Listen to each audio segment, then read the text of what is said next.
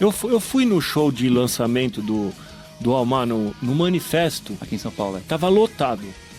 Depois, na outra semana, foi justamente aquela semana que teve o lance da declaração do Edu no Rock Express. Eu fiquei assim, eu não entendi direito, até se eu tivesse do seu lado, eu ia te puxar e falar, acabou essa entrevista, vambora. Exato. Acabou.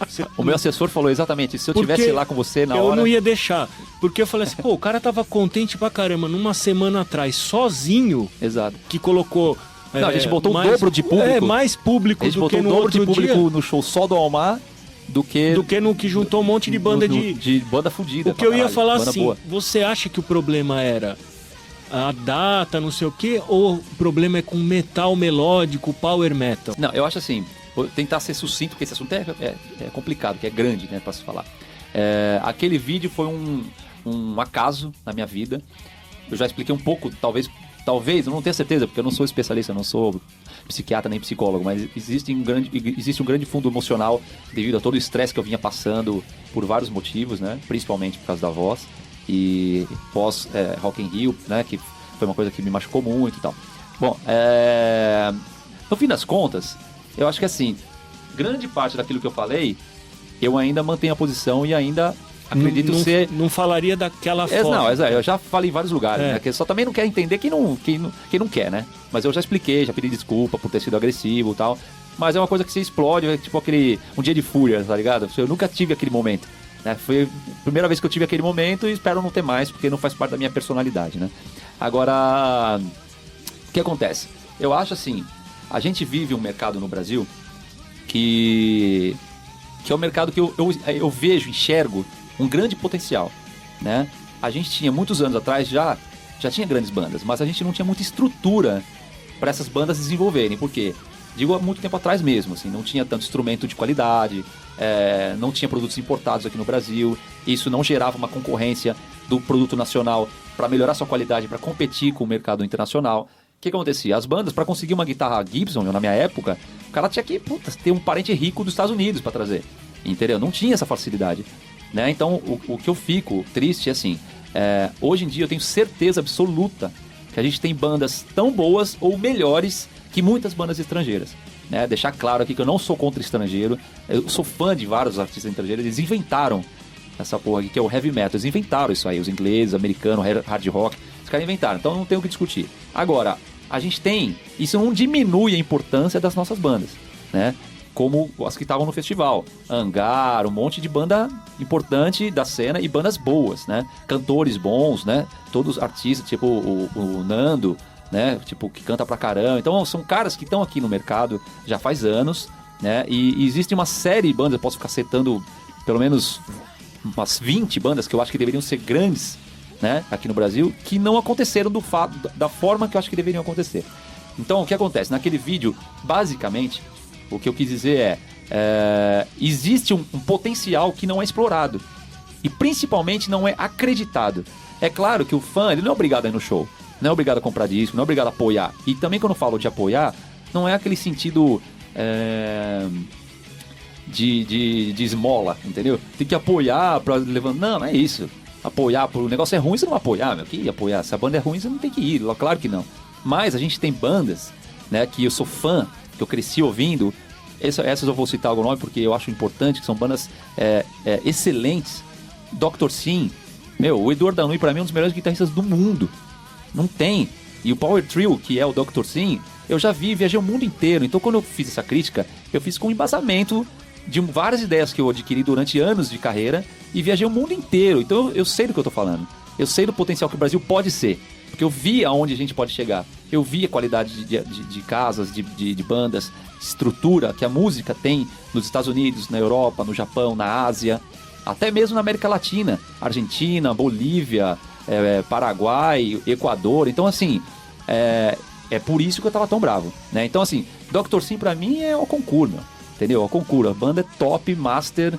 Tinha que, fazer show no Via Funchal uma vez por ano lotado. Sem dúvida alguma. Então, esse é o meu ponto de vista. Vou chegar lá. Corsos é outra.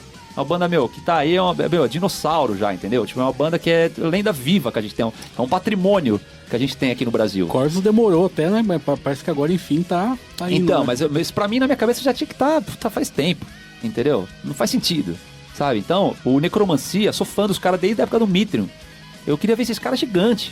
É uma banda fantástica, a Necromancia. Muita gente nem ouviu falar, né? Então, é uma banda destruidora. Entre outras, né? Não vou ficar citando um monte aqui, porque tem várias, né? Que a gente poderia falar. Essa camiseta que eu tô aqui hoje mesmo, por coincidência, é o Disgrace Found, que é uma banda nova que eu conheci. Pô, puta banda animal. Entendeu? Tipo, o Mind Flow é uma banda pra quem curte prog, esse tipo de música bem complicada. Então, não perde nada pra ninguém. Mind Flow, no programa passado, eu até falei que eu não entendo como é que os caras ainda não estouraram como Angra, cara. Então, assim, e outras bandas, Wizards, que tinha aqui no Brasil, o Skyscraper, que tinha aqui no Brasil, o próprio Symbols, várias outras bandas que, infelizmente, não conseguiram essa exposição que o Angra e o Sepultura, por isso que eu só citei essas duas. Não é que só tem essas duas, ou que só essas duas são as foda. Não é isso. Desvirtuaram completamente o que eu estava querendo dizer. O que eu quis dizer é que quem realmente alcançou o mainstream, que teve essas oportunidades, obviamente por qualidade também da banda, talento, óbvio, né? Foram mais o Sepultura e o Angra, certo? Você vê mais gente falar do Sepultura e mais gente falar do Angra. Você vê mais camisetas dessas duas bandas nas ruas e muito dos programas que não são de heavy metal, os programas de grande mídia, as bandas que mais foram o Sepultura e o Angra, certo? Isso é notório, não sou eu que estou falando, isso aí é uma verdade, né? Eu só gostaria que outras bandas, né, que tem a mesma qualidade do Angra e do Sepultura, de composição, de técnica e de história, principalmente, que deveriam ter essa oportunidade. Agora sim, a gente vive um país que tem esse potencial, mas que muita gente não enxerga esse potencial, entendeu? Ou simplesmente ignora esse potencial. Porra, como é que vai ignorar, cara? Uma banda que nem o Dr. Simple não tem como, não entra na minha cabeça. Como é que... Não que eles sejam ignorados, claro que não, eles têm uma legião de fãs, mas eu acho que tem muita gente que simplesmente, tipo... Mas é tipo quem? Você acha que quem ignora é o fã ou é a mídia? Não, então, é isso que eu ia falar. Outra coisa que eu já me desculpei, já expliquei também, que eu generalizei e basicamente falei dos fãs. Mas é um problema, obviamente, não é só dos fãs, né? Mas, assim, eu falei dos fãs por quê? Porque quem é o carro-chefe de tudo isso, a base? É o fã. É o público. É o público, entendeu? Então, o que eu quero dizer é o seguinte, a gente deveria ter um movimento no Brasil de música pesada, como existiram nos outros países. Esse movimento, ele criaria forças pra gente ter qualidade melhor ainda e bandas melhores pra poder exportar isso pro resto do mundo. Com turnês, com discos e tal. Vou chegar lá. O que eu penso, o grunge, ele começou em Seattle, pro público de Seattle. Não tinha revista falando de grunge. Não tinha rádio tocando grunge, antes do grunge estourar. Não existia, só aquelas college radios lá, aquelas tipo de faculdade, entendeu? Coisas pequenas. Mas o que acontecia? Os fãs iam no show dos caras. Foi criando que nem o Skyscraper lotava o Blackjack. Que nem o Mithril lotava o Blackjack. Porque não tinha internet, tinha nada, então o cara tinha que ir no show. Entendeu? O cara ia, comprava camiseta, o cara comprava o disco, o vinil, o cara virava fã sim.